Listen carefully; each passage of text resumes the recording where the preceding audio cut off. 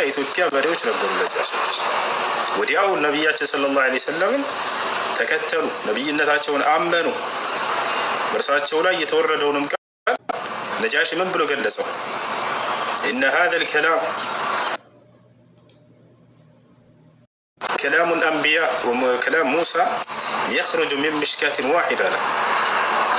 ነጃሺ ሱራ መርየም በተነበበለት ጊዜ በነቢ ሰለላሁ ዐለይሂ ወሰለም ያጎታቸው ልጅ አነበበለት። እስኪ በሙሐመድ ላይ ተወርዷል የምትሉት ቃል ካለ አንብቡልኝ አላቸው። ብልህ ናቸውና ሰሃቦች ሱራ መርየምን አነበቡለት፣ የማርያምን ምዕራፍ። ወዲያው በሰማ ጊዜ ነጃሺ አለቀሰና ምን አለ? በእውነትም አሁን ያነበብከው ቃል ለሙሴ ከተሰጠው ቃል ጋር ከአንድ ምንጭ የተቀዳ ቃል ነው ብሎ መሰከረ። የኽሩጁ ሚን ምሽካትን ከአንድ ምንጭ የተቀዳ የሆነ ቃል ነው አሁን ያነበብከው። የአምላክ ቃል ካልሆነ የማንም ሊሆን አይችልም አለ። ማ ተቁሉነ ፊል መሲሕ ብሎ ጠይቀው ቀጥሎ ስለ መሲሁስ ምን ትላላችሁ አለ። ነቁሉ ኢነሁ ዐብዱላሂ ወረሱሉሁ ወከሊመቱሁ አልቃሃ ኢላ መርየም ወሩሑን ሚንሁ። ስለ እርሱስ የአላህ አገልጋይና መልእክተኛው ነው እንላለን። አላህ ስብሓነሁ ወተዓላ በቃሉና በመንፈሱ አማካኝነት ያስገኘው መልእክተኛውና ነብዩ ነው ብለን እናምናለን ምናምን ብለው ነገሩት።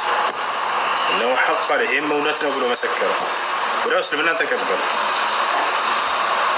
ነጃሺ ነቢያችን ሰለላሁ ዐለይሂ ወሰለም ነጃሺ ባረፈና በሞተ ጊዜ ምን የሚል ቃል ተናገሩ?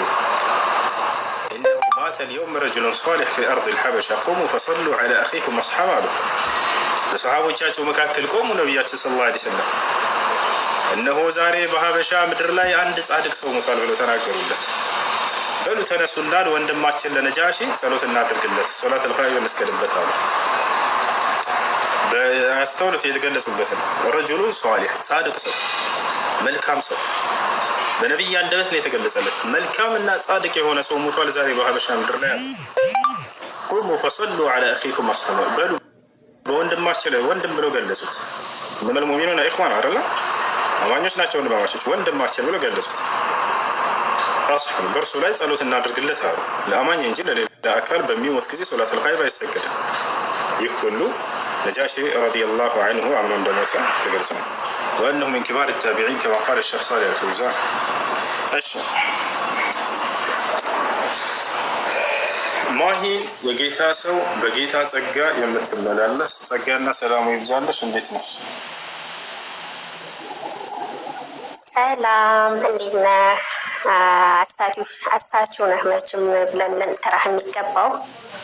እንዴት ነህ? ሰላም የሚበዛልን ለእኛ ላማኞች ነው። አንተ አታምንም። ባላመንክበት እንዴት ነው የጌታ ሰላምና ጸጋ የምትለው? እኛ ነን የምናምነው። ሸሃዳ የሚላለ እያላቸው ነው። ሸሃዳ የሚለው ልጅ አስገቡት ሻድሞች። እሺ እኛንን የምናምነው ስትይ ኢየሱስ ክርስቶስ አምላክ አለው ብለሽ ነው የምታምኚው እንደ ኢየሱስ ወይንስ የክርስቶስ ተቃዋሚ ነሽ አንቺ? ማይ እኔ ኢየሱስን ተቃዋሚ አላውቅም። አምላኬ ነው፣ ፈጣሪ ነው። አንተንም ፈጥሮሃል። እዚህ ውስጥ ያለውን ሁሉ የፈጠረ ነው። ላሳይህ እችላለሁ በመረጃ። ኢየሱስ ክርስቶስ ስለ ራሱ ሲናገር አምላክ አለኝ ብሏል። አንቺ ክርስቶስን ትቀበያለሽ? ይሄን አምላክ አለው ብለሽ ታምኛለሽ ወይንስ የእርሱ አባቱ ነው? አልጠየኩም። ስለ አባትና ስለ አጎት ስለ አክስት ሳይሆን ስለ አምላክ ነው። ኢየሱስ ክርስቶስ አምላክ እንዳለው አስተምሯል አላስተማረም? መጽሐፍ ቅዱስ ላይ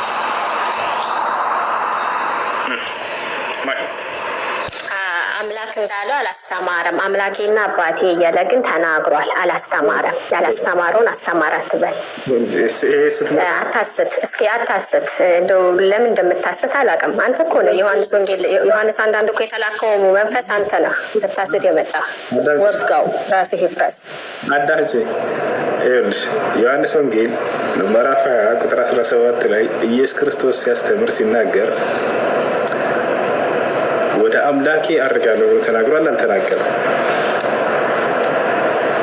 ማይሞት ነሽ ብሏል። ያ ብሏል። ግን እኮ በስጋው ነው አልኩህ እኮ።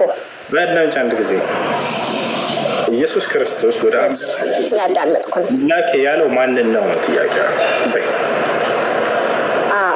አባት ተብሎ የተጠራው በመጽሐፍ ቅዱሳችን አብ ነው። በጣም ጥሩ። ስለዚህ አባት ተብሎ ተጠርቷል። ስለዚህ ለኢየሱስ ክርስቶስ አምላኩ ነው ማለት ነው አይደለ? ያ ወልድ አባቱ ነው እንጂ አምላኩ አይደለም። አባቱ እግዚአብሔር ኢየሱስ እኮ እግዚአብሔር እኮ ነው። ምን ሆነሃል? እግዚአብሔር እኮ ነው ኢየሱስ ክርስቶስ። እሻለው እንጂ አምላኬ የሚለው ማንን ነው ስልሽ አብን ነው አልሽ። ስለዚህ ለኢየሱስ ክርስቶስ አብ አምላኩ ነው ማለት ነው አይደለ? መጽሐፍ ቅዱስ ላይ እኮ ብለዋል። እዛ ጋር እኮ አምላኬና አባቴ ብለዋል። ግን አባት ነው። በመጽሐፍ ቅዱስ ደግሞ አብ መለኮትን ነው የሚያሳየው። ገባህ? መለኮታዊ ኢየሱስ ክርስቶስ ደግሞ በምድር ላይ ስጋ ስለለበሰ ላስረዳ። ቆይ ለስበክ ትንሽ። ምን ሆነሃል አንተ እንዴ? አዳምጥ እንጂ። ኢየሱስ ክርስቶስ ደግሞ ስጋ እንደመልበሱ መጠን ወልድ እንደመሆኑ መጠን የግብር ስራ እንደመስራቱ መጠን ስጋን ለብሷል። ስለዚህ ልጁ ወልድ አባቱ ነው አብ ማለት ነው። ስለዚህ አምላኬና አባቴ ብሏል እንጂ አምላክ እየለያየህ እኮ ነው። አሁን እኮ ሁለት አምላክ አደረጋችሁ እናንተ። ገባህ? እናንተ አስተምሩ። ጥያቄ አምላክ የሚለው ማንን ነው ስልሽ ከእርሱ ከኢየሱስ ሌላ ነገር አይደል? አብን ነው። ጥሩ። ኢየሱስ ክርስቶስ አምላክ አለው። ማን ይባላል? አብ ይባላል። አለቀ። ኤፌሶን ምዕራፍ 1 ቁጥር 3 የኢየሱስ ክርስቶስ አምላክ ይባረክ ይላል። ማን ነው የኢየሱስ ክርስቶስ አምላክ? ጎበዝ። ያየህ መለኮት ማለት ነው። የአብ ይባረክ ማለት ነው። እግዚአብሔር ይመስገን። ስለዚህ ሃሌሉያ ያለው ማለት ነው። አብ አምላኩ ነው አይደል? ለምንድን ነው አንተ ከዛ ጋር በቃ አብ አምላክ ነው አብ አምላክ ነው? ኦኬ የአብን አምላክነት ትቀበላለህ አንተ? ትቀበላለህ? እሱ አይደለም ሳይሆን ለኢየሱስ አምላክ ነው። ኦኬ ይሁንልህ። ኦኬ ለአንተ ይሁንልህ፣ ግን ትቀበለዋለህ አንተ ትቀበለዋለህ? ንገረኝ ሳይሆን አንቺ ቆይ ራስ ነው። ስለዚህ አንቺ የምታመልኪው አምላክ ኢየሱስ ለራሱ አምላክ ያለው ማለት ነው። አምላክ ያለው ኖ እንደሱ አይደለ። አንተ ትቀበለዋለህ ወይ? አብ አምላክ ነው። እሺ ተስማማውልህ። አምላክ ነው። ኦፍኮርስ አምላክ ነው። ስለዚህ አምላኳ ኢየሱስ ለራሱ አምላክ አለው። አያሳዝንም? ባላ ኖ እንደሱ አይደለም። አንተ እንደተረዳኸው አይደለም። እግዚአብሔር ብቻውን የሚመለክ እስራኤል ሆይ ስማ አምላካችን እግዚአብሔር አንድ አምላክ ነው የተባለን። ገባህ? እኛ ሲጀመር አታነጻጽረንም። ገባህ? ከእናንተ ጋር አታነጻጽረንም። አንድ አምላክ የተባለው ማን ነው? መጽሐፍ ቅዱስ ነው። አንድ አምላክ የተባለ አብ ነው አልኩህ። አብ እንዴት ነው አንድ አምላክ የተባለበት? መለኮት ነው። እኔ እንዴት ላስረዳችሁ? እናንተ እኮ ብትጠጡም እንጃ በጥብጠን ብንሰጣችሁ ማጠጥረኩም። ስለዚህ ዝም ብለን ነው የምንለፋው ለኢየሱስ ክርስቶስ። ስለዚህ አንቺ የምታመልኪው አምላክ ኢየሱስ ክርስቶስ ግን አምላክ ነው። መጽሐፍ ቅዱስ ላይ ቆይ መጽሐፍ ቅዱስ አምላክ ነው ብሎ ከሰጠኝ እኔ ምን ብዬ ልቀበል? የእናንተን ነው የምሰማው? እሱ እስኪ ንገረኝ። እኔ እውነቱን መስማት የምፈልገው መጽሐፍ ቅዱስ እኮ አምላክ ፈጣሪ ነው እያለኝ ነው። እናንተ ነው ልሰማ የምችለው? ሙሴ አምላክ ነው አይደለም? ኖ የሙሴ አምላክነትና የኢየሱስ ክርስቶስ ይለያያል። እና ሙሴ ጋር ምን ያስኬድ? ሙሴ እኮ ፍጡር ነው። ይለያያል ሳይሆን ሙሴ አምላክ ነው ወይንስ አይደለም? አይደለም፣ በፍጹም አይደለም። ሙሴ ነብይ ነው። ኦሪት ዘጸአት ምዕራፍ 7 ቁጥር 1 ነው። ምን ይላል? እሱ ለፈርዖን ነው። ለፈርዖንና ለሕዝቡ አምላክ ተደርጎ የተሾመበት እግዚአብሔር አምላክ አድርጌሃለሁ ብሎታል አላለውም? ሙሴ ብሎታል፣ ግን ተደርጎ ነው። ገባ? ምን ተደርጎ ነው? ተደርጎ። በጣም ጥሩ። ስለዚህ የኢየሱስ ክርስቶስ አድራጊ ያለው ማን ነው? የሐዋርያት ሥራ ምዕራፍ 2 ቁጥር 36 ላይ ምን ይላል? እግዚአብሔር ኢየሱስን ጌታ አደረገው ይላል። ተደርጎ ነው ጌታ። ኧረ አንተ እንደው ብትጠፋ ይሻልሃል። ምንም አትጠቅምም አንተ። የሐዋርያት ሥራ ኖ ለምንድን ነው እግዚአብሔር እኮ ኢየሱስ ክርስቶስ እኮ ዓለማትን ሁሉ ፈጠረ እኮ። ለምንድን ነው የፈጠረውን ያልተቀበልከው? የሙሴን አምላክነት ተደርጎ ነው የፈጠረው። በደምጭኝ የሙሴን አምላክነት እንዳትቀበል ያደረጋት ምን እንደሆነ ምክንያቱም ሰምታችኋል። እርሱ አምላክ ተደርጎ ነው እንጂ አምላክ አይደለም ማለት ነው። ስለዚህ ኢየሱስ ክርስቶስ ስም ተደርጎ ነው። አሁን ላሳይሽ ነው ማስረጃ። እሺ ታሳየኛለህ? እሺ ቆይ ታሳየኛለህ። መጀመሪያ መረጋገጥ አለበት መረጃውን ከመክፈት በፊት ወገናችን። ይኸውልህ አምላክ ማነው? ኢየሱስ ክርስቶስ በመደረግ ያገኘው ስልጣን ነው ጌትነቱ። ገብቶሻል አይደለ? አዳምጪ። አሁን ማስረጃ ላሳይሽ ነው። እሺ እውነት እልሻለሁ እኔ ከራሴ ጌትነቱን ነው ወይስ ፈጣሪነቱን ነው የምታሳየኝ? ፈጣሪነቱን ወይስ ጌትነቱን ነው የምትነግረኝ? እውነት እልሻለሁ እኔ ከራሴ አንዳች አልናገርም፣ እንዳነበብኩ እናገራለሁ። ንግግሬም ቅን ነው ከመጽሐፍ ቅዱስ በማስረጃ እንጂ ከራሴ አልናገርምና፣ ዳሩ ግን ትምህርቴስ ከመጽሐፍሽ እንጂ ከራሴ አይደለም። እውነት እልሻለሁ ይሄን ብትቀበይ አንቺ ብፁዓን ትሆኛለሽ። ማየ ነኝ የጌታ ሰው ዘመንሽ ይባረክ። እየጸለይኩ ነው ደግሞ እኮ ማስተምርሽ የሐዋርያት ሥራ ምዕራፍ 2 ቁጥር 36 ያው ማሂ ኢየሱስ ክርስቶስ ተደርጎ በመደረግ ያገኘው ስልጣን ነው። አንብዩ እዚህ ጋር ማሂ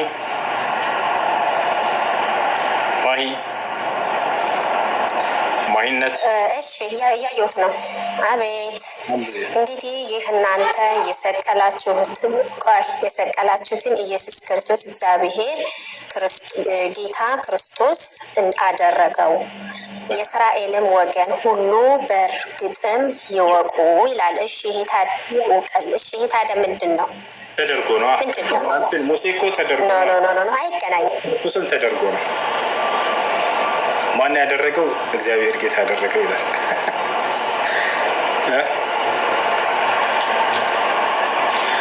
እሺ ከላይ ያለው አብዱሲ ይሰማል? አለይኩም ወአለይኩም ሰላም ወራህመቱላህ። እንዴት ናችሁ? ኔትወርክ እያስቸገረኝ እኮ ነው። ልጅቷም ስሜታዊ ሆነ። ችግር የለም። ሻሃዳ በሁሱ ካለ ያስኩኛች ሄለን ነይ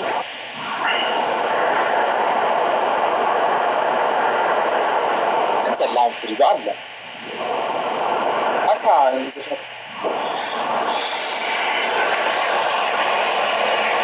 አሳ ይዘሻት ነኝ።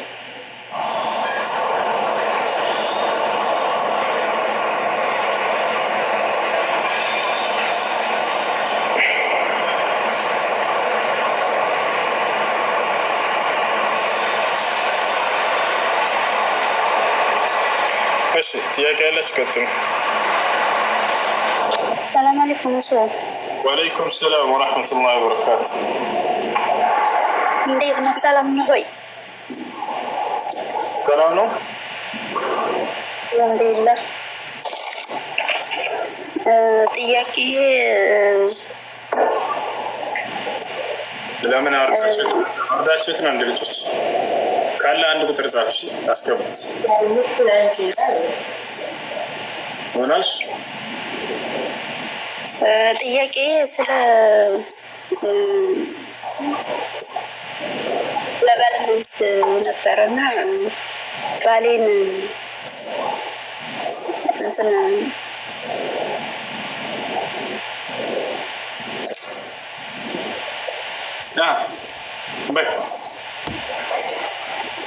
ያኔ ማልወደው ከሆነ ማልፈልገው ከሆነ ከች መጠየቅ እችላለሁ። ከሌላ አንድ ጋር ምናምን ጀምረሽ ነው ያልወደድሽ? ላ አይደለም፣ ወላሂ እንደዛ አይደለም። አንድ ነገር ልንገራችሁ፣ ማንም ሴት በትዳሯ ላይ ከሌላ ሰው ጋር ጀምራ ከባሏ አልወደድኩትም እና ብላ ፍች የጠየቀች ሴት እቺ የጀነት ምሽታ ታገኝ ተብላ ትገልጻለች። በትዳር ላይ መማገድን ኢስላም በጣም ስለሚጠራ በትዳሯ ላይ እንትን ብላ የሄደችን ሴት ነቢያቸው ሰለላሁ ዐለይሂ ወሰለም ይሄን እንዳታደርግ ሴት ልጅ በጣም ከባድ የሆነን ቃል ተናግረዋል። ነቢያቸው ሰለላሁ ዐለይሂ ወሰለም ሲናገሩ ምን አሉ? أيما امرأة سألت الطلاق من غير ما بأس حرام عليها رائحة الجنة. ያለምንም ምክንያት ባሏን ፍች የጠየቀች ሴት የጀነት ሽታ በእርሷ ላይ እርም ነች አሉ። ያለምንም ምክንያት ሲባል ጊዜ ከባሏ ምንም ያጣችው ነገር የለም፣ ግን በትዳሯ ላይ ማገደች ከሌላ ሰው ጋር ሄዳ እንትን አለች። ይሄ ክፉ ነገር ነው አይደለም ነው። በዚህ ነገር ላይ አላህ የጀነትን ሽታ እንድታገኝ አያደርጋትም ማለት ምን ማለት ነው? የጀነትን ሽታ አታገኝም የሚለው ቃል በወንጀል ከባድነት ለመግለጽ የተጠቀሙ ቃል እንጂ ጀነት ጭራሽ አትገባም እያሉ አይደለም ነው ሰለላሁ ዐለይሂ ወሰለም። ምክንያቱም ሙሉ በሙሉ ጀነትን የሚከለክለው አላህ ሱብሓነሁ ወተዓላ መካድ ነው፣ ሶላትን አለመስገድ ነው። በዚያ ውጭ ያሉ ወንጀሎች ወይ አላህ ሱብሓነሁ ወተዓላ ይምራቸዋል፣ ሰውየው ንስሐ ካደረገ ወደ አላህ፣ ወይም ደግሞ ባለው ኃጢአት ልክ ይቀጣል፣ ጀነትን ግን አያገኝም። ስለዚህ በቁርአንም ሆነ በሐዲስ ላይ የሆነ ወንጀል ተጠቅሶ ይሄን ያደረገ ጀነትን ሽታ ያገኝም፣ ይሄን ያደረገ ከኔ አይደለም፣ ይሄን ያደረገ ከሙስሊሞች አይደለም፣ ይሄን ያደረገ ከአላህ ዘንድ የተረገመ ነው፣ አላህ እነዚህን ሰዎች ረግሟቸዋል፣ ሰለላሁ ዐለይሂ ወሰለም በሐዲስ ሰዎች ረግሟቸዋል ሲባል ጊዜ ያ እዚያ ጋር ይሄ ቃል ተቆራኝቶት የተጠቀሰ ወንጀል ከታላላቅ ወንጀል መሆኑን ለመግለጽ በታቻለ። ለምሳሌ ብዙ ጊዜ የክርስቲያን ሰባኪዎች የሚያነሱት ነገር አለ። እሱ ምንድነው? ሱረቱ ተውባ ላይ ያለውን አንቀጽ قاتلهم الله الله يدفعቸው ቢለውን አንገጽ الله يدفعቸው ይላል። ይሄን ዛሬ ላብራራላችሁ። الله يدفعቸው ይላል ምን ማለት ነው? አንደኛ الله يدفعቸው የሚለው እርግማን ነው። ከማን ከአላህ Subhanahu Wa Ta'ala ዘንድ እርግማን ሲባል አላህ Subhanahu Wa Ta'ala ተራገሚ ነው የሚሆነው የረገመ ነው ወይ አይደለም? ቅድም እንዳልኳችሁ የሆነ ወንጀል ተጠቅሶ እርግማን ከተከተለው ያ ወንጀል ከታላላቅ ወንጀል መሆኑን ግዝፈቱን ለመግለጽ ነው እርግማኑ ተከትሎ የሚመጣው። ወጣችኋል? ያ ከታላላቅ ወንጀል መሆኑ ከታወቀ ነገ የውመል ቂያማ ከባድ ቅጣት እንደሚያስከትል ነው። ታዲያ እዚህ ጋር የተጠቀሰው ነገር ምንድነው ከተባለ አላህን ልጅ አለው ብለው በመናገራቸው ነው አይሁዶችና ክርስቲያኖች። وقالت اليهود عزير ابن الله وقالت النصارى المسيح ابن الله ذلك قولهم بأفواههم يضاهئون قول الذين كفروا من قبل قاتلهم الله أن يؤفكون لا فتوى አይሁዶች በርግጥም ዑዘይር የአላህ ልጅ ነው አሉ። ክርስቲያኖችም በርግጥም መሲሁ የአላህ ልጅ ነው አሉ። ይህ በአፋቸው ብቻ የሚናገሩት ከእውነት የራቀ ከንቱ ንግግር ነው ካለ በኋላ ከእነርሱ በፊት ያሉ አካሎችንም ይመሳሰላሉ አለ። አይገርምም?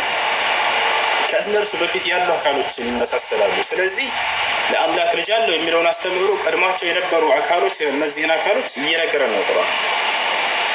ቀድሟቸው የነበሩ አካሎች ነበሩ። ከዚህ አላህ Subhanahu Wa Ta'ala አላህ ያጥፋቸው የሚለውን የተናገረው ከዚያ በኋላ ነው። ይህ ወንጀል በእርሱ ላይ ልጅ አለው ብሎ መናገሩ ከታላላቅ ወንጀል መሆኑን ለመግለጽና ነገ የትንሣኤ ቀን አምላክ ልጅ አለው ብሎ የተናገረ ሰው ከባድ ቅጣት እንደሚጠብቀው ለመግለጽ ብቻ ነው። እዚህ ላይ ሌላ የሚያነሱላችሁ ነገር አለ። የቱ ጋር ነው አይሁዶች ዑዘይር ወይንም እዝራ የአላህ ልጅ ነው ብሎ የተናገሩት? ማስረጃ አምጡ ይላሉ አይደል? መሲሁ የአላህ ልጅ ነው እንዳሉ እርግጥ ነው ያውቃሉ። በኢትዮጵያ ክርስቲያኖች አላህ የሚለውን አምላክ ባይቀበሉ ቢክዱ፣ የአረብ ክርስቲያኖች አምላክ አላህ ነው ብለው ነው የሚያምኑት። መጽሐፍ ቅዱሳቸውን ከኦሪት ዘፍጥረት እስከ ራዕይ ድረስ መጽሐፍ ቅዱስ የአረበኛው ሄዳችሁ ብታዩት አምላክን አላህ ብሎ ነው የሚጠራው፣ እግዚአብሔር ብሎ አይጠራም። በኢትዮጵያ ክርስቲያኖች በራሳቸው ተረድተው እግዚአብሔር ብሎ ጠርተዋል፣ አላህ የሚለውን ስም ክደዋል። እሺ እሱ አይደለም አሁን ጥያቄያቸው ማን ላይ ነው? ዑዘይር ላይ ነው ወይንም እዝራ የአላህ ልጅ ነው ያሉት የቱ ጋር ነው? ብሎ ኪዳን ላይ ያሳዩን ይላል። አንደኛ ቁርአን ላይ እያለ ያለው አላህ Subhanahu Wa Ta'ala አሉ በሚል ቃል እንጂ የገለጸው ተጽፏል መጽሐፋቸው ላይ በሚል አይደለም። ተጽፏል ቢል ኖሮ በመጽሐፋቸው ላይ አዎ መጽሐፉ ላይ ያሳየን ብለን እንጠይቃለን። ልታላችሁ ልክ ለምሳሌ እናንተ ላይ ማቴዎስ ትንቢቶችን ይጽፋል አይደል? ተብሎ ኪዳን ስሙንም አማኑኤል ተብሎ ተጠርቷል ብራን እንደዚህ ተብሎ ተጽፏልና ይላል። የቱ ጋር ነው ማርያም አማኑኤል ብላ የጠራችው? ያይፍ የተጻፈ ነገር ነው ብሎ ቢገልጽ ኖሮ ቁርአን ላይ አዎ የተጻፈ ነገር አሳዩን ትላላችሁ፣ ያስኬዳል እንደዚህ። ስለዚህ ምንድነው ያለው ቁርአን አሉ በሚል ነው የገለጸው፣ በአንደበታቸው የተናገሩት ነገር ነው አይደል? አንተ ጥያቄው ወደ ምን ይቀየራል? ስለዚህ አይሁዶች በየትኛው ጊዜ ነው ዑዘይር የአላህ ልጅ ነው ያሉት? ማስረጃ ያሳዩን። በነቢያችን ሰለላሁ ዐለይሂ ወሰለም ጊዜ አይሁዶች መጥተው ነብዩ ሰለላሁ ዐለይሂ ወሰለም ምን አሏቸው? አንተን እንከተልህ ነበር እናምንብህ ነበር ዑዘይር የአላህ ልጅ ነው አትልም እንጂ ብለው ተናግረዋል። እዚህ የቁርአን አንቀጽ ላይ ኢማሙ ጠበሪ ተፍሲራቸው ላይ ይሄን አስቀምጧል። አንዴናው አውጥቼ ላሳያችሁ ማስረጃ። አይሁዶች ቃል በቃል አንተ የአላህ ልጅ ነው አትልም እዝራን ወይንም ዑዘይር ይሄ ነው እንጂ ችግርህ እንከተልህ ነበር ይሏቸዋል። የአምላክ እሱ የአምላክ ልጅ ነው ብለው እኛም የአይሁድ ጭፍራዎች ነበሩ። እንግዲህ ክርስቲያን ጭፍራዎች በጣም በርካታ እንደሆኑ ሁሉ የአይሁድ ጭፍራዎች በርካታ ናቸው። ታቻለ አይደል? ክርስቲያን በሆነ በድንግል ማርያም ታማልዳለች ያምናል። ሌላኛው ደግሞ እንደዚህኛ ያምናል። በምድር ላይ ድንግል ማርያም ታማልዳለች የሚል የለም ነበር አምጦልን ብሎ ያኛው የማያምነው ቢጠይቅ ያስከው ሌላ የክርስቲያን ጭፍራዎች በዚህ ተቃራኒ የሚያምኑ አለ።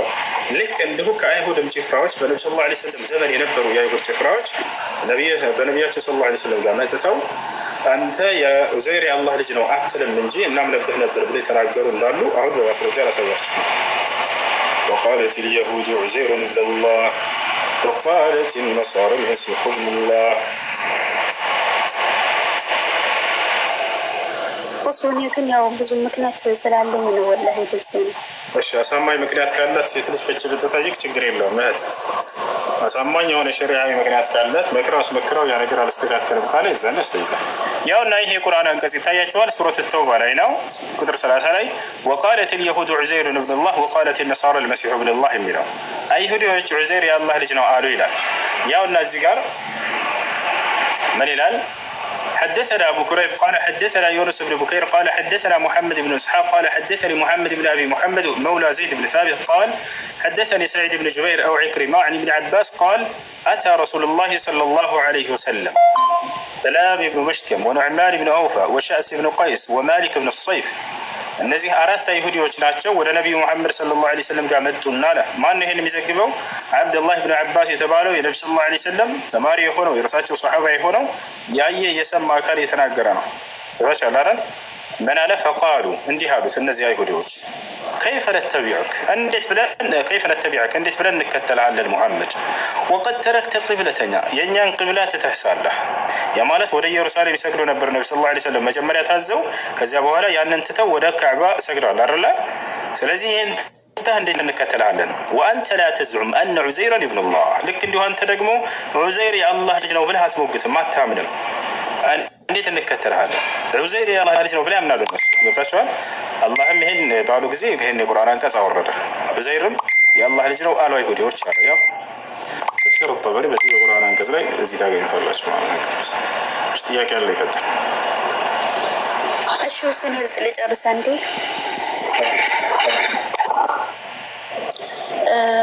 አንደኛ ምክንያቱ ያው ሶላት ስገድ ስለው ባለመስገዱ ነው አትስገድም ያኔ ሶላት አይሰግድም ማለት ነው። በቤተሰብም በተለያዩ ጓደኛም ማስመክሬዋለሁ። ሁለተኛ ደግሞ ያው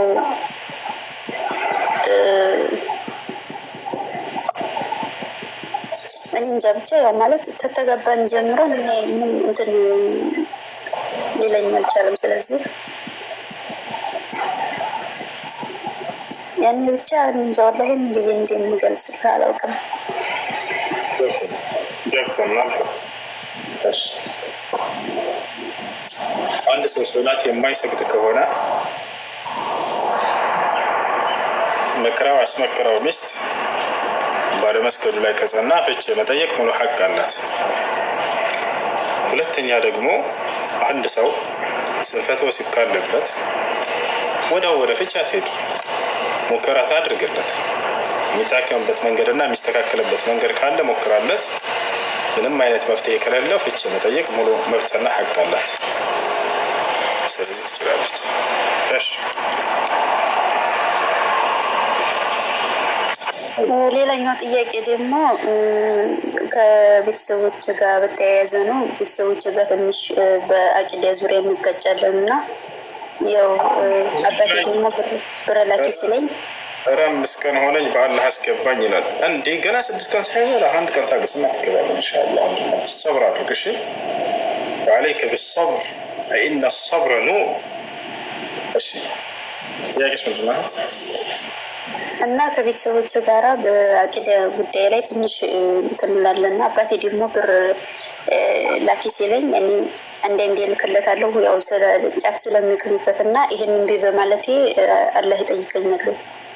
ለወላጆቻችሁ ገንዘብ መርዳት በምትፈልጉ ጊዜ ለጫት ለአስካሪ መጠጥ ለሐራም ነገር እንደሚያውሉት ካወቃችሁ ገንዘቡን መላኩን ታቋርጡና የሚያስፈልጋቸውን የቤት አስቤዛ ገዝቶ የሚሰጥላቸው የቤተሰብ ክፍል ለእርሱ ለካቸው አስገዙና አስልኩላቸው አለ።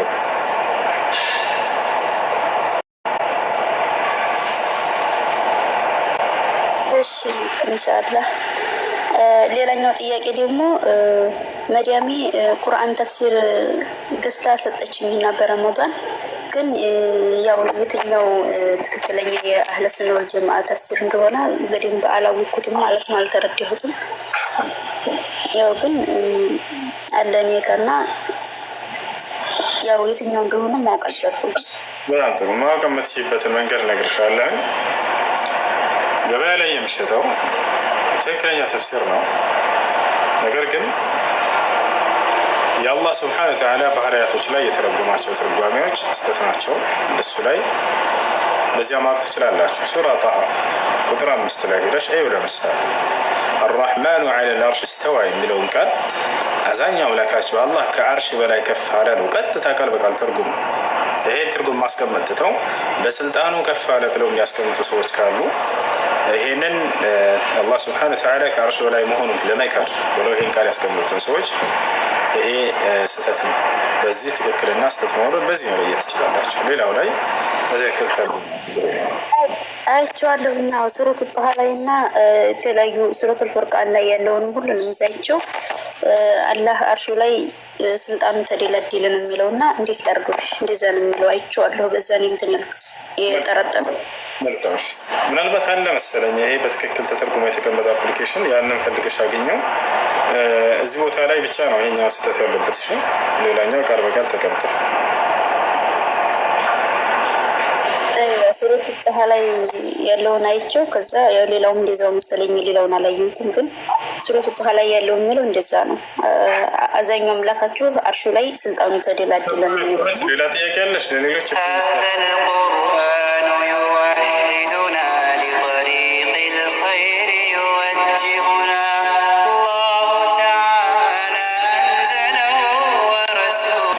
ጨርሻለሁ። በእኛ አውጣኝ ማውጣት አላበትም።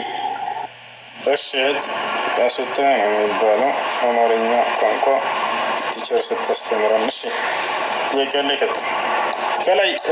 ከላይ ያለው ሰላም ነው። ሰላም አለይኩም ወራህመቱላሂ ወበረካቱሁ። አንዴ ምስጋና ሰላም ነው። እንዴት ነህ? ሰላም አለይኩም። ደህና ነኝ አልሐምዱሊላህ። እንዴት ነህ? አለን አልሐምዱሊላህ። እሺ ሙስሊም ከሆናችሁ በተራ ጠይቁ፣ ክርስቲያን ከሆናችሁ ላስቀድማችሁ ብዬ ነው።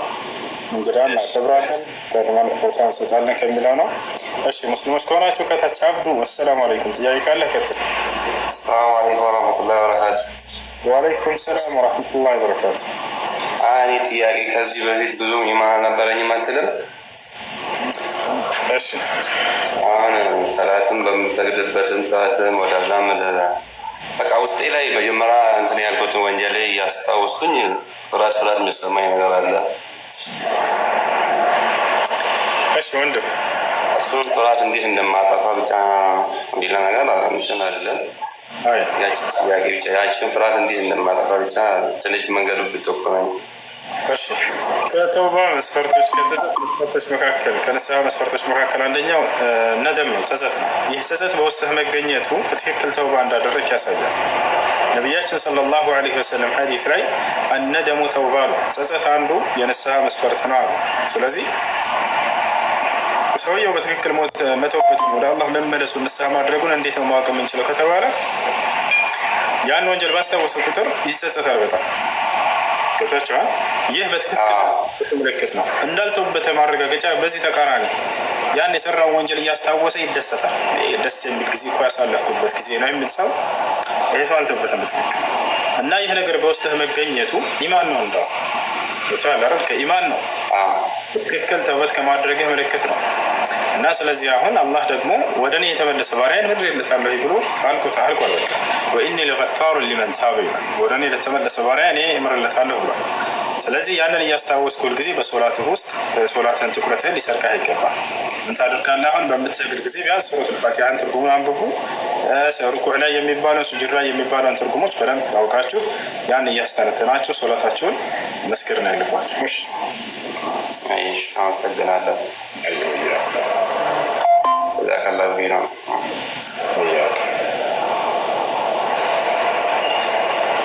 እሺ ያቀለሱ ሌሎች ወአለይኩም ሰላም ወአለይኩም ሰላም። እኔ ጥያቄ መሰለህ ለምሳሌ አዛን ፈጅር ሱብህ አንድ ሴት ለምሳሌ ከባሏ ጋር አድራ ምናምን ጠዋት አዛን ከወጣ ሻወር ገብታ ጸጉሯን እንዲሁ ሳትታጠብ በውሃ ጠርጋ ምናምን መስገድ ትችላለች ወይ? ሰላቱ እንዴት ነው? ይቀበላል ወይ? ሙሉ ሻወር መውሰድ አለባችሁ። ጸጉርንም መታጠብ ግድ ነው። እሺ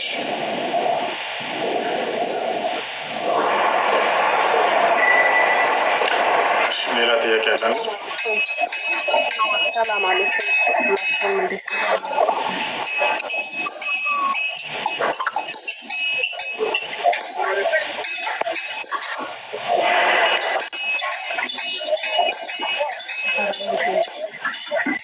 ሰማላ ውሱ ሰማላ ገና ሰሞኑን ነው ያው ባለፈውም ነግሬያለሁ የነ ከዲጃና ኢንቲሳር እናት ነኝ ያው እኔ መስለሜን ነግሬያለሁና አሁን የኔ ጥያቄ ምን መሰለህ እኔ ኒቃሚስት ነው መሆን የምፈልገው ማለት ነው እና ኒቃሚስት መሆን የምችለው ቁርአንን ቀርቼ ስጨርስ ነው ወይስ አሁን ኒቃሚስት መሆን አልችልም? እንደገና ደግሞ እችላለሁ እንደገና እንትን ቁርአን እየተቀራልኝ ነውና የሆነ ሲር ምናምን አለ እና ሰውን ያው ፈልጌውም ሳይሆን ሰውን አውቄዋለሁ ማለት ነግራኝ ነው አንዱ አዛ የነበረች ሰውና ከዛ ሰው ጋር ጥሩ ነገር አለኝና ምንድነው ማድረግ የምችለው ከትላንትና ጀምሮ ትንሽ ጭንቅላቴ እየተረበሸ ስለሆነ እሺ ምንድነው ማድረገው ቁርአን በተደጋጋሚ ያስቀሩ ነብያችን ሰለላሁ ዐለይሂ ወሰለም ሐዲስ ላይ استرቁ من العين فإن العين حق ብሏል በአይን الناس ለተለከፉ ሰዎች ቁርአን ያስቀሩላቸው አይን الناس ያለ ነገር ነውና ብሏል እሺ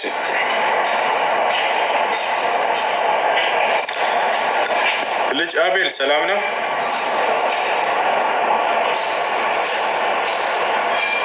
ይሰማል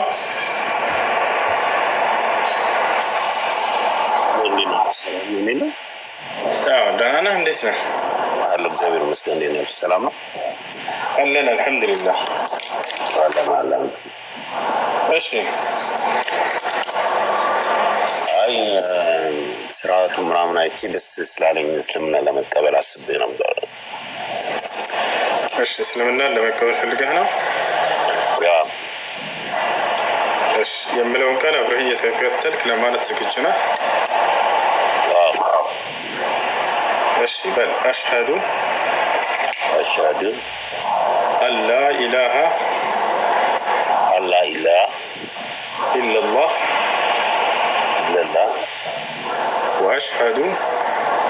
وأشهد أن محمدا رسول الله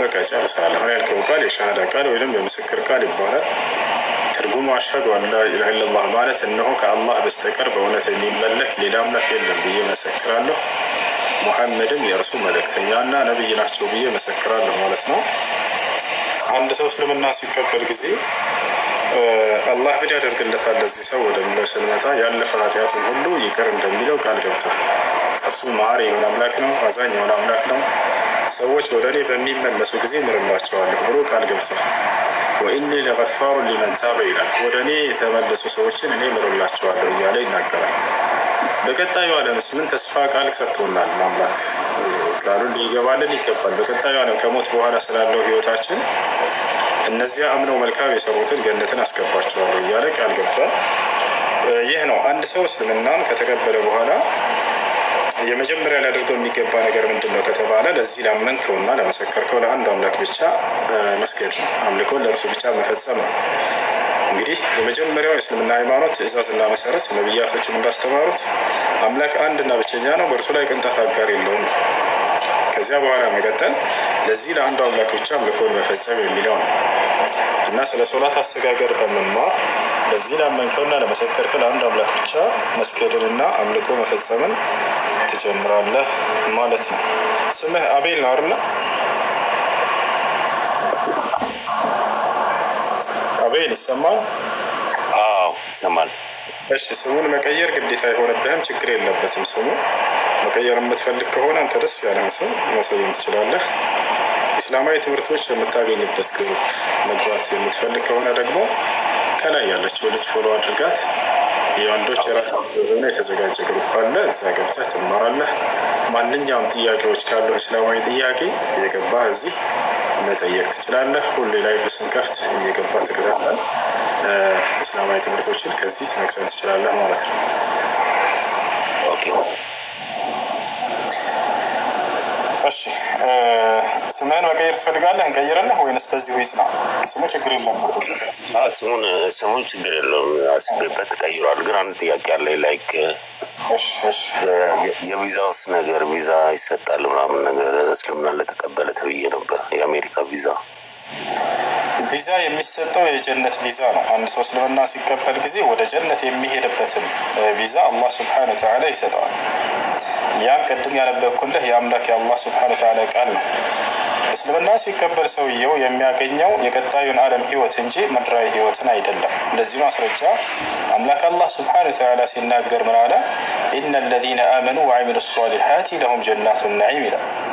እነዚያ በአላህ አምነው መልካምን የሰሩ ሰዎች የገነትን ጸጋ ያገኛሉ እያለ በእርሷም ውስጥ ለዘላለም ዘውታሪዎች ናቸው ይላል እና ይሄን ይመስላል። አይ የሆነ ተሳስቻ ያለው ማለት ነው። እኔ ገነትን በር ሳይሆን የአሜሪካን ቪዛ ለማግኘት ነበር። እንደዚህ እንትን ከተባለ ይሰጣል ምናምን ስለተባለ እንደዛ አስቤ ነው። አይ እንደዛ አይደለም። እኛ ጋር በሙስሊሞች ጋር ምድራዊ ህይወት የለም። በቀጣዩ ዓለም የሚገኝ ህይወት ብቻ ነው ያለው። ምድራዊ ህይወት አለ ብለን እኛ ለሰዎች ተስፋ አንሰጥም በፍጹም። በምድር ላይ እንዳውም አላህ ስብሓነ ወተዓላ ምን ይላል? ወለልአኺረቱ ኸይሩን ለከ ሚነል ኡላ ይላል። ማንኛውንም ሙስሊም ሲገስጸን ጊዜ ከቅርቢቱ ዓለም ይልቅ የቀጣዩ ዓለም የመጨረሻው ዓለም ለእናንተ የተሻለ ነው እያለ ይነግረናል። ምክንያቱም ይህ ዓለም ጊዜያዊ ነው፣ አላቂ ነው። ገብቷል አይደል? ለጊዜያዊ ዓለም ብሎ የሰው ልጅ የአምላኩን ቃል የሚቀበልበት እንትን ምክንያት አይኖርም። ለጊዜያዊ ዓለም ሳይሆን የዘላለማዊ ህይወትን ሊያስወርስህ የሚችል የሆነ ሃይማኖት ነው ኢስላም። አላህ በቁርአን ላይ ሲናገር ወኢነ ዳር አልአኺረተ ለሂየ አልሐይዋን ይላል። የቀጣዩ ዓለም የመጨረሻው ዓለም እርሷ ዘላለማዊ ህይወት ነች እያለ ይናገራል። እዛ እንጂ የሚገኘው እዚህ ምድር ላይ ምንዳን የምታገኝበት ነገር ከሰዎች የሆነ ነገር የምትቀበልበት ነገር አይደለም። እሺ ይሄን ይመስላል።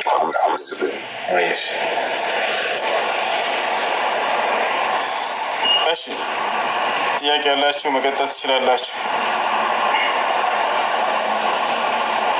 እሺ ነው ልጠይቅ። እሺ መሀላ የሆነ ነገር ካደረግኩኝ እከፍላለሁ ብለውም አለ። አይከፍልም ሰውየው፣ ግን ትልቅ ወንጀል ላይ ወድቀዋል። እነዚህ ሰዎች ተውበት ሊያደርጉ ይገባል። እሺ እኔ ጥያቄ አለኝ። ሰላም አለይኩም። ወአለይኩም ሰላም።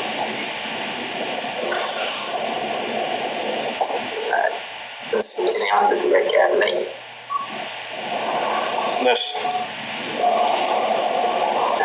ሱረቱል በቀራ ላይ ወደ 64-65ኛው አላህ ሱብሓነሁ ወተዓላ ስለ የሆነ ቃል ኪዳን ይናገራል። ስለ በኒ እስራኤሎች እነዚያ በሰንበት ቀን በቅዳሜ ቀን ስለተላለፉት እና ኋላ ላይ ደግሞ እንደ እርግማን ነገር ደግሟቸው ቢኬም ኤፕስ ዝንጀሮ ጦጣ ምናምን እና ስለሱ ጉዳይ እስኪ በደንብ እንድትነግረኝ ፈልጌ ነው። ምናልባት ከተፍሲር እሺ አስሓበ ሰብት የሰብት ሰዎች በነቢይ ማነው ካለፉት ነቢያቶች በአንድ ነቢይ ጊዜ ربما يكون هذا بزمن موسى عليه السلام أو بنبي جاء بعده እነዚህ ሰዎች እስራኤላውያኖች ናቸው። እኛ የአምላክን ሕግና ስርዓት በመጠበቅ ለእርሱ ታዛዥ በመሆን ወደር የለንም እና ስለዚህ አንድ ቀን በቃ ፈተና ያቅርብልን አምላክ አሉ። በኢማናቸው በጣም ተማመኑ። በኢማኑ መተማመን ይሄ እንደው የድክመት ባህሪ ነው። እውቀት ያለው ሰው በአላህ ላይ ይመካል እንጂ በራሱ ላይ አይመካም። አያቸው ነቢያቶች ወዐለላሂ ፈተወከሉ ኢን ኩንቱም ሙእሚኒን አሉ። አማኞች እንደሆናችሁ በአላህ ላይ ተመኩዋል። እነሱ ግን ምን አሉ? እኛ እምነታችን ጠንካራ ነው፣ በቃ አምላክ ይፈትነን ከፈለገ በእምነታችን ማንወድቅ ነን አሉ። እሺ እንግዲህ አሁን አላህ ሱብሓነሁ ወተዓላ ሊፈትናቸው ምን አላቸው? ፈተናው በሰብት ቀን ምንም አይነትን ስራ እንዳትሰሩ አላቸው። ምንም አይነትን ስራ እንዳትሰሩ ለእኔ አምልኮ ብቻ ስሩ፣ በሌላው ቀን ግን መስራት ትችላላችሁ ተባሉ። እነዚያ ሰዎች የሚተዳደሩበት እነዚህ እስራኤላውያን ምን ነበር? አሳ ማስረግ ነበር። ከባህር ዳርቻ የሚኖሩ እስራኤላውያኖች ናቸው። አላህ በሱረቱል አዕራፍ ላይ ይገልጻቸዋል። ወስአልሁም ዐን ልቀርየት አለቲ ካነት ሓዲረት አልባሕር ይላል ኢዝ ያዕዱነ ፊ ሰብት ኢዝ ተእቲህም ሒታኑሁም የውመ ሰብትህም ሹርዐን ወየውመ ላ የስቢቱነ ላ ተእቲህም ይላል። እና እነዚህ ሰዎች ምን ፈተና ተሰጣቸው? በሰንበት ቀን ምንም አይነት ስራ እንዳትሰሩ ተባሉ። በሌላው ቀን ግን መስራት ትችላላችሁ። ከዚያ በኋላ እንግዲህ ፈተና እስከሆነ ድረስ ፈተና ምን ሆነባቸው? አላህ ስብሐነሁ ወተዓላ እነዚህን ሰዎች ሊፈትናቸው ነው። ፈትነን ብለዋል በራሳቸው ጊዜ። ኢማናችን ጠንካራ ነው፣ ትዕዛዝህን አንተላለፍም ምናምን ብለው ልክ ቅዳሜ ሩበማ የኩን የውም ልአሐድ ይሄ ቀን ምንድን ነው አሉ። በዚህ በሰንበት ቀን አሳ ይወጣል ወደ ውጭ። ያ ማለት በቃ ሲያዩት ቁመው ከባህሩ ዳርቻ አሳው ያዙኝ ይላል። በጣም እስከ መውጣት ሁሉ ይደርሳል። ነገር ግን የዛኔ መያዝ ምን ተብለዋል? ተከልክለዋል። እንዳትሰሩ ተብለዋል። በሌላ ቀን ሲሄዱ ደግሞ አሳ ለማስረቅ አንድ አሳ ያገኙ ይመለሳሉ። ከባድ ፈተና ነው። እነዚህ ሰዎች የሚተዳደሩት በዚህ ነው። በኢማናችን ጠንካራ ነንና የፈለገ ቢሆን ትዕዛዝና እንተላለፍን ፈትነን ብለዋል። የውመ ሰብትህም ሹርዕ ወየውመ ላ የስቢቱነ ላ ተእቲህም በዚህ በሰንበታቸው ቀን በቃ ይመጣል አሳው። ከሰንበት ውጭ በሆኑ ቀናቶች ደግሞ አሳ ይመጣል። በቃ ያዛቸው አላህ ሱብሓነሁ ወተዓላ ለፈተና ነው። ፈትነን ስላሉ እነዚህ ሰዎች አላስቻላቸውም። ከኢማናቸው ያው ተፈተኑ፣ ፈተናውን አልቻሉም። ምን አደረጉ ታዲያ? በቃ